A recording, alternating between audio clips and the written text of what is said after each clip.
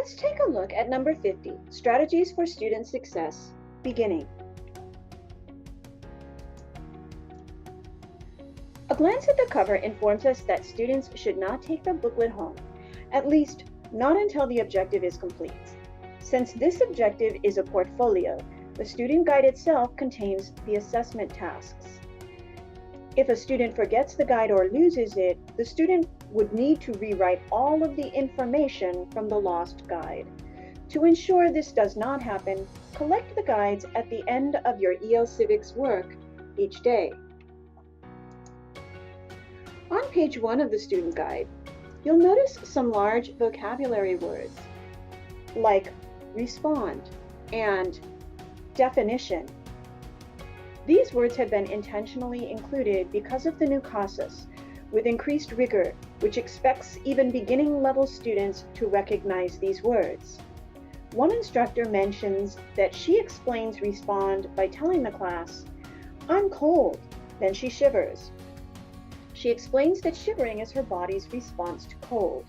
Next, she says, "I'm hot," then she wipes her forehead as if wiping away sweat. She explains that sweating is her body's response to heat. Students read a small paragraph. Question 1 relates to good stress. Good stress is simply the feeling of excitement. If your students don't understand the idea of good stress, show them a video of people on a roller coaster. There's a great video of Jimmy Kimmel and Kevin Hart riding a roller coaster. I'll link it in the description below this video. Show it muted. You'll see on their face the idea of good stress. Help students brainstorm good stress situations, like a family vacation, a visit from relatives, or a favorite holiday. Help students brainstorm bad stress, like a visit to the dentist, getting to class late, or losing your keys. This is assessment task 1. Answer questions about a paragraph on stress. This is a portfolio objective, so you can work together as a class to read the paragraph and answer the questions. Or you can ask students to work together and then review answers as a class. Or you can ask students to work independently. You know your students best, so choose the method that works best for you and your students. Students can receive 2 points for each sentence, 4 total points. Answers do not have to be perfectly written. As long as you can clearly understand a response, it gets full credit. Students will need to record their score on this task on a checklist on the last page of this student guide. You'll be viewing that shortly. Page 2 explains the effects of stress on the human body. If your students do not understand the word effect, stand a whiteboard pen on a table, then roll another whiteboard pen into it. One pen falls because another hits it. This is an effect. Remember, since this is a portfolio, you can work through the page together.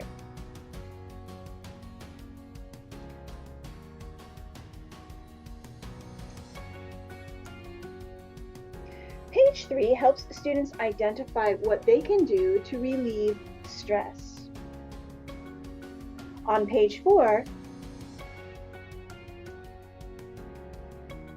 students use sentences they wrote on pages 1, 2, and 3 to write 4 sentences.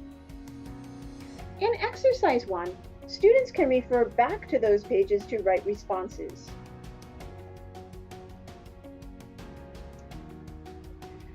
The rubrics to score task 2 at the bottom of the page are in the teacher guide. A good rule of thumb is, if 90% of the writing is accurate in content, grammar, and neatness, the student can receive all 15 points. If 80% is accurate, the student would receive 12 points, and so on. Students will need to record their score from task 2 on the checklist on the last page of the guide.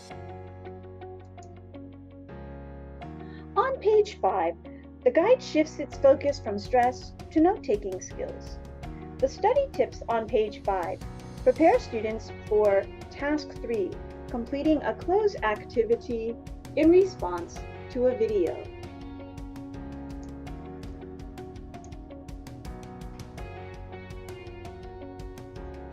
Task 3 is on page 6 of the student guide.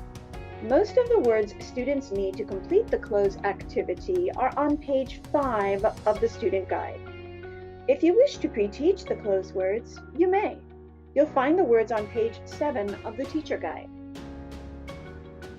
There is a second opportunity to complete task 3 on the next page of the student guide. This second opportunity is for you to use if you have students who do not attend every day. Only one cloze activity is needed to complete the portfolio. So if a student completes both cloze activities, the student can select which cloze activity to enter on the checklist on the last page of the guide. Page 8 is a student resource page, but you can use it as you work through the portfolio to supplement your lessons on stress relief, study tips, and study skills.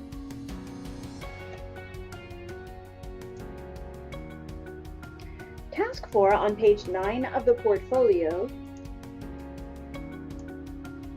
asks students to select a favorite lesson from the guide and write about how the lesson will help them. Students receive 2 points for checking the lesson that will help them and another 2 points by writing a simple sentence about how it will help them. The sentence can be as simple as, "This lesson helps me not feel stress," or "The lesson helps me listen and write." Students will tear their favorite lesson out of the portfolio and attach it to page 9.